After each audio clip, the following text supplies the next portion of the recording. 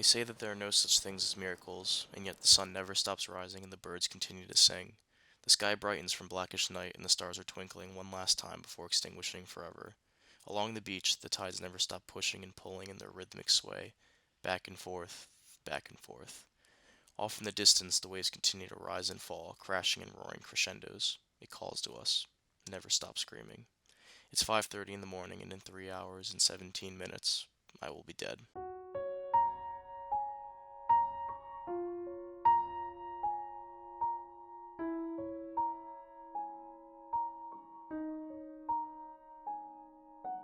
What do I remember?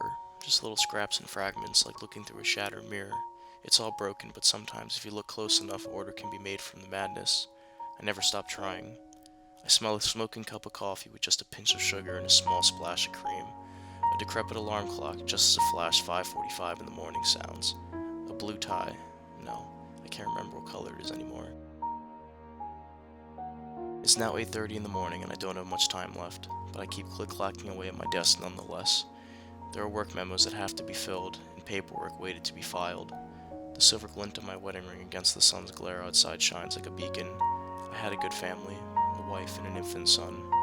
I love them so much.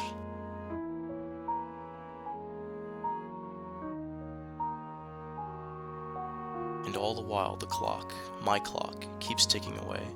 Closer and closer I get, any minute now. There was never anything especially peculiar about that day. The sky was clear, the city was bustling in the low thrum of urgency. The air was even warm against my face before I entered the building. I wish I could savor that feeling one more time, but too bad I never left that place. Never again.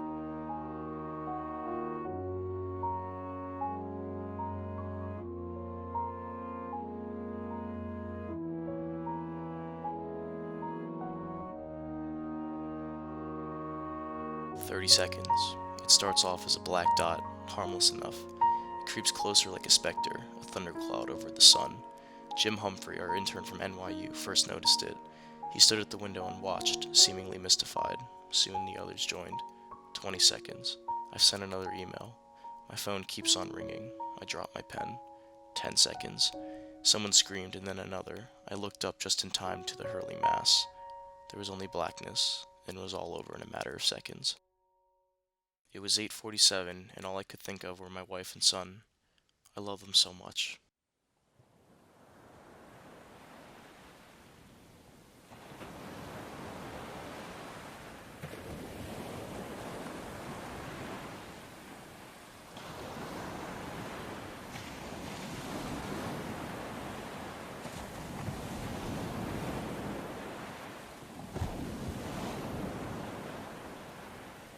I wake up on a beach that spans for miles and miles. The water is cold against my feet, but I don't shiver. The sun is hot against my brow, but I don't sweat. I haven't eaten, but I don't starve. It's not painful here, just quiet. When I step into the tide, it laps against me gently, pushing and pulling. It wants me. I can hear it. In the distance, the waves keep crashing, and I keep walking. Slivers of a long-lost life are the only thing that keep me company here. Afternoon walks, a smoking cup of coffee, a warm embrace, Christmas morning, driving in traffic, a simple smile, an explosion. When the water takes me, that's when the darkness sets in. I close my eyes and think of them. I can see again.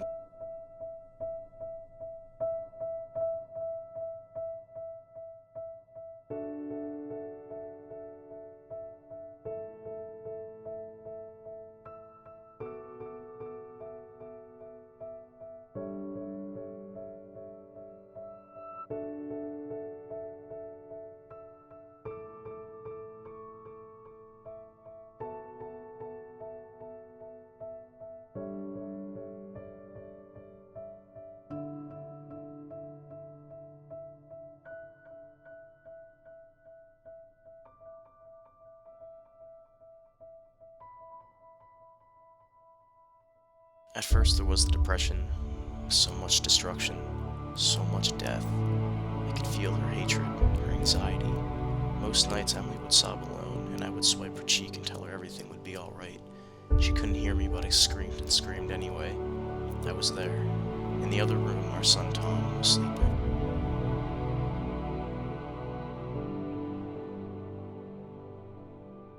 watched them bury me. I watched them say goodbye.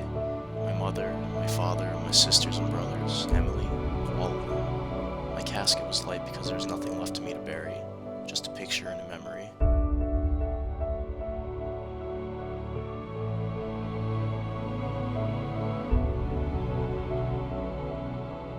And in the blink of an eye, time kept on going. A day turned into a week into a month into a year. Eventually I stopped trying to keep track of it all and just watched as the years progressed and life carried on. Their lives blurred together seamlessly, but I never missed a moment. Emily went back to school and Tom continued to grow.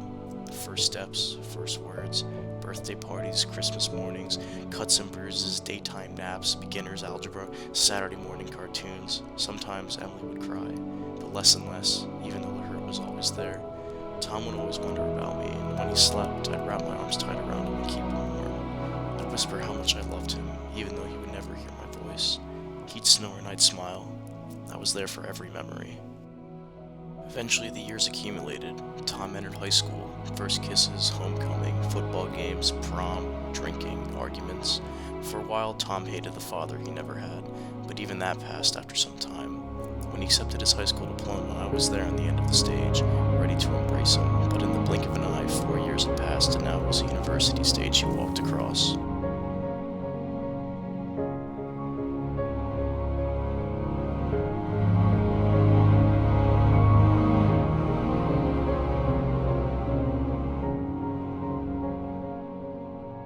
The following 10 years were relatively quiet ones, filled with simple and soothing pleasures. More memories came and went. Vacations, walks through the park, a warm bed, thunderstorms, steaming alphabet soup on a cold winter's day. I was there with Tom when he proposed to his girlfriend. I laughed with them when she said yes, her tear-stained eyes absolutely glowing in the sunset. The wedding was nice. It was simple like his mother's. Cheers were made, speeches were said, and all the while, like it always did, time kept on spinning. People died, summer turned to autumn, and autumn to winter, and so it goes.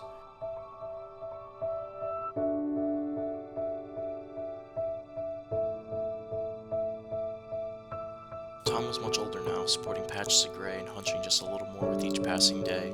He watches his 4 boys play in the yard, and I am now a grandfather. I sit next to Tom and see that his grin is still warm, even if he is tired. Emily withered and her hair has turned white. Her youthful splendor was replaced with an aged aesthetic, but she is still as beautiful as ever. At night she has stopped saying my name, but every now and then she thinks of me. Today, the family, including my grandchildren, visited my grave. Tom told them who I was, but I kept my distance and let them remember me, even if they didn't know my face or the sound of my voice anymore. And so, just like I had with my own son, I watched his children grow, and all the while Tom never forgot me. Sometimes he would think about me, and even after all these years, he loved the man he never knew. I can't say I know this, but so it goes. 15 more years passed. New books had been opened, starting fresh new chapters, but one very important book was about to finish its last. When she died, it wasn't the cancer that killed her. It was the satisfaction of a happy life. My wife was ready to leave this place, headed for whatever comes after. I could feel her. She wasn't afraid.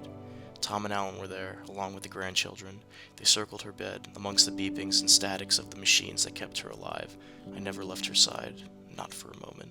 I clutched her hands so tightly, and she could feel me, because she squeezed back, even if it was so weak.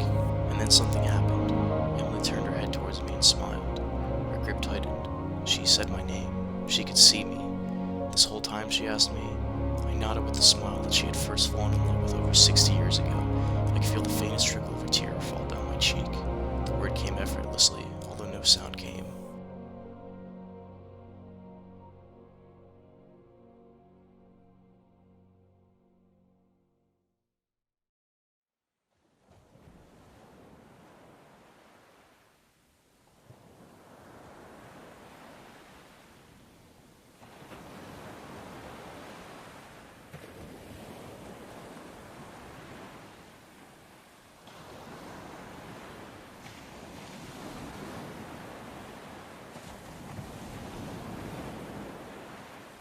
I'm back on the beach and she's there, waiting for me, after all these years, a lifetime. And they say that there is no such things as miracles.